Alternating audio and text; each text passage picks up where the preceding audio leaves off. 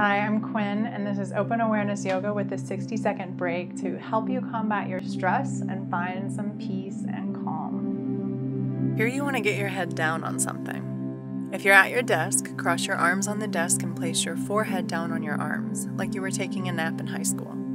If you can get on the floor, sit with your legs bent and in front of you, soles of your feet on the floor. Spread your knees apart and fold forward, putting your head between your knees. Let your shoulder blades fall down your back and move them away from the spine to spread the upper back.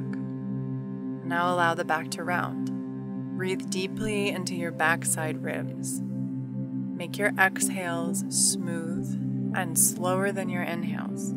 Take 5 to 10 full breath cycles, breathing in and out. When you're done with your breathing, take a few normal breaths before slowly sitting up.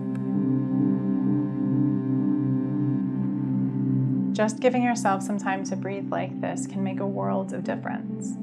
You can combine this with the videos for headache, insomnia, and eye strain on my YouTube channel, and there you can also find a whole lot more of these 60-second breaks for the rest of your body. If there's something that you need that you're just not finding, comment below and I'll see if I can find some yoga tools that can help you.